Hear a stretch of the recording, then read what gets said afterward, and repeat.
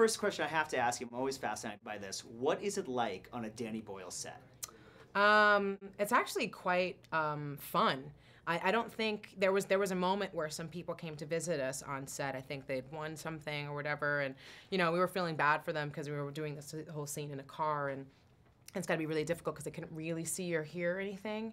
But they were so enthused and excited because, you know, Danny's one of the most, he's such an effusive and present and generous and flexible director.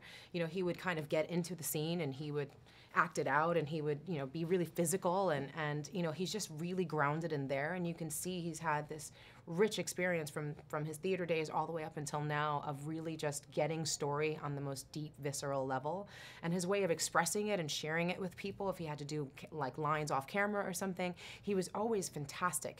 He's constantly moving. He's like rocking back on his legs. He's pacing around. He never sits down. He's got the most unbelievable energy, and it was just wonderful to have that there. I think it keeps everybody on their toes. It keeps everybody excited. He works with the same people, and it's this beautiful, well-oiled machine. It's fantastic. I love your role, Elizabeth, in this, and I gotta imagine as an actress, it's hard to find really strong female parts to play, and you're really on par with the guys in this movie. Yeah, thank you. What was it like to get to you know, experience that?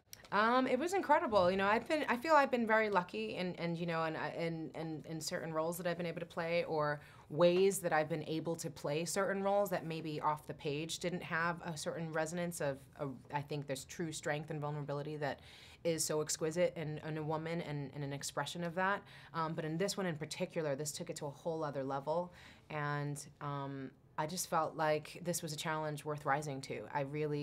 I feel really grateful that this has happened at this point in my career, where I've had that many experiences to lend to this so I could grow it to what it needed to be. And someone like Danny, who was able to elicit even just that much more and compel that much more from me, was really phenomenal. And I'm really grateful for the experience. It was powerful. Did you do a lot of research into hypnotism and really that whole experience so that it would be as, you know, believable as it was? Yeah, I did actually. What was interesting, you know, I found out, you know, Florence Henderson, who was Mrs. Brady, she is a hypnotherapist. Really? She married this man, John Kappas, who's now since passed, but he created an institute that's just north of here that I went to go and visit.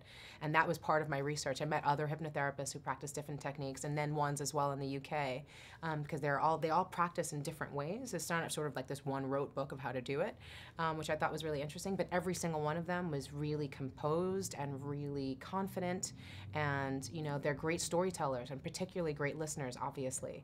And I think it made sense then to me to recognize as someone like Florence Henderson, and they were saying like they get a lot of actors who come in, and it's really good for them to kind of go through the training because it's not that long or difficult, and they're really good at becoming hypnotherapists. And it was there for a moment there I was kind of going, I wonder if I would actually train to do this for real. But maybe not, because I think it would be kind of terrible to be able to read people that accurately all the time.